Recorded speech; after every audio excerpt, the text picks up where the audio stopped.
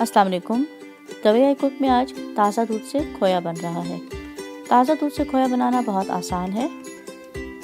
इसके लिए मैंने यहाँ पर 2 लीटर दूध लिया है और ये फ्रेश फुल क्रीम मिल्क है। इसमें मैं 4 टेबलस्पून बटर शामिल करूँगी और फुल क्रीम मिल्क में 1 कप क्रीम का भी शामिल करूँगी। दूध को मैंने गर्म होना रख दिया है, उस वक्त तक गर्म करना है जब तक ये बॉयल हो जाए।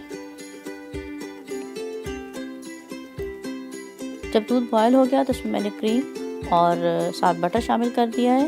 इन दोनों चीज़ों के डालने से खोया क्रीमी और बटरी बनेगा, ज़रा चिकना और क्रीमी सा बनेगा। अब मैं इस पर लो टू मीडियम फ्लेम करके इसको पकने दूंगी। तकरीबन 1 घंटा ये पकेगा। 1 घंटे बाद खोया तैयार हो जाएगा।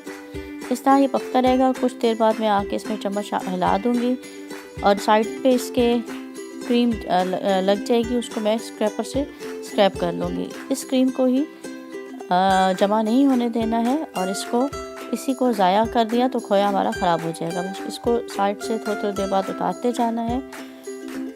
कुछ देर बाद देखें तकरीबन आधा घंटा हो चुका है खोया को बनते हुए और जो मिकदार है वो रिड्यूस होकर हाफ़ हो गई है। इस तरह से बस मैं ये पक रहा है लो टू मीडियम फ्लेम पर और मैं इसके साथ से उतारती जा रही हूँ।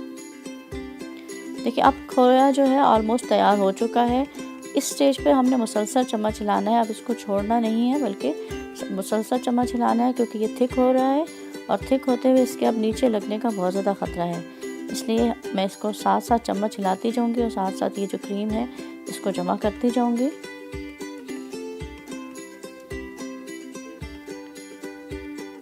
यहाँ पर अब खोया को बिल्कुल छोड़ना नहीं है। देखिए खोया बनकर तैयार हो चुका है। मैं चूल्हा बंद कर दूँगी और ठंडा करके मैं आपको सर्व करके दिखाती हूँ। आज की रेसिपी आपको बहुत आसान लगी होगी।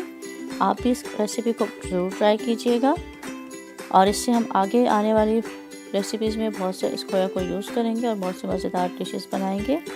आप भी इसको ज़रूर ट्राई कीजिए और चैनल को सब्सक्राइब करना, वीडियो को लाइक और शेयर करना ना भूलें। अल्लाह हाफ़िज़।